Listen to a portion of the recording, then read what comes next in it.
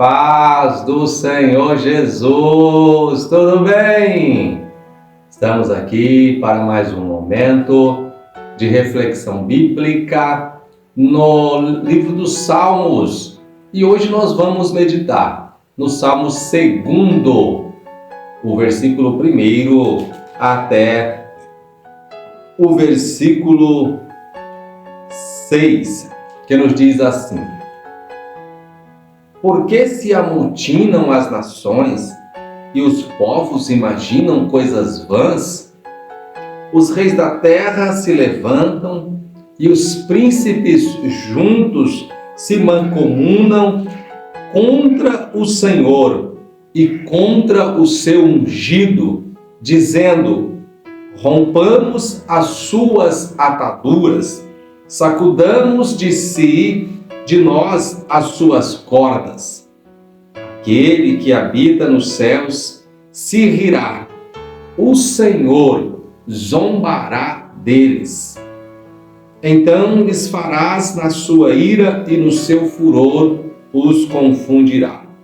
Então lhes falará na sua ira e no seu furor os confundirá. Eu, porém, ungi o meu rei sobre o meu santo monte Sião. Meus queridos, chegamos ao Salmo 2 e olha que preciosidade nós já encontramos neste segundo salmo. Pois este segundo salmo, ele tem algumas características interessantes. A primeira delas é que ele é um salmo messiânico, ou seja, fala a respeito do Messias.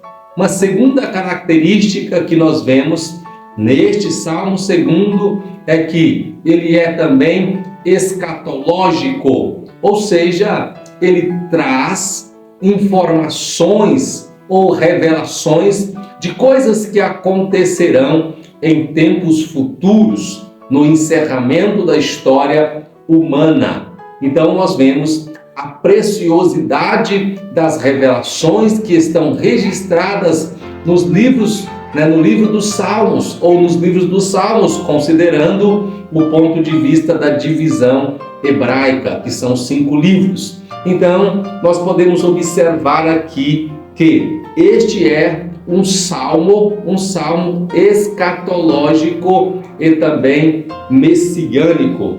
Onde nós vemos isso aqui? Olha só, ele está dizendo no versículo de número 7, dizendo assim, olha, recitarei o decreto. O Senhor me disse, tu és meu filho, eu hoje te gerei.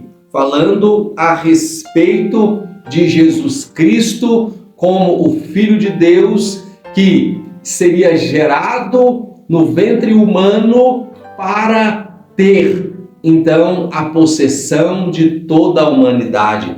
Pois o versículo diz, número 8, vai dizer assim, pede-me e te darei as nações por herança e os confins da terra por sua possessão. Então este salmo está revelando que Jesus Cristo está aqui profetizado como aquele que viria a receber o direito de todas as pessoas da terra, comprando-as com o seu sangue. Mas olha que interessante, o salmo começa dizendo: por que se amotinam as nações? Por que se levantam contra o Senhor? Então aqui está o ponto escatológico, porque o texto está mostrando um período da história em que as nações se voltará contra o ungido do Senhor, contra o próprio Deus. E quando isso vai acontecer?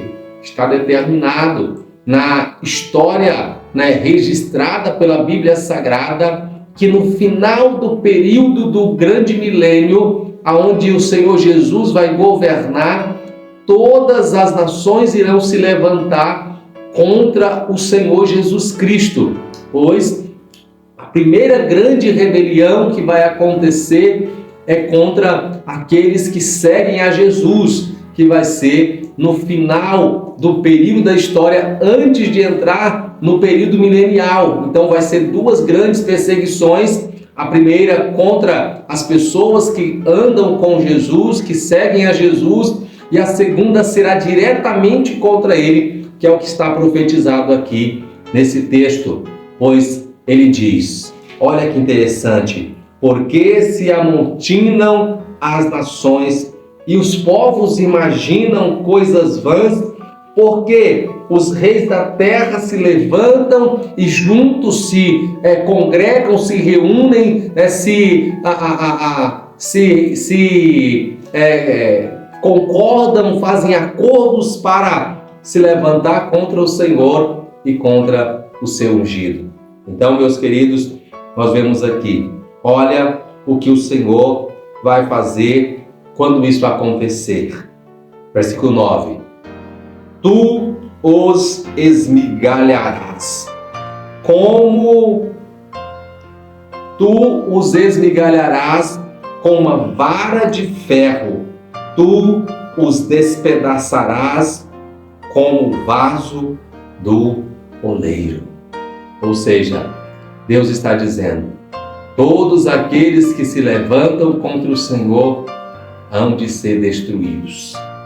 Hão de ser destruídos. Então, isso aqui é um salmo que está revelando Jesus Cristo e a sua ação como juiz da terra, que é o que está reservado para ele no final dos tempos. Amém?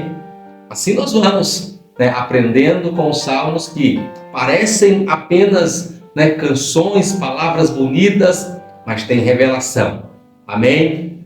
Deus abençoe você. Obrigado pela sua companhia.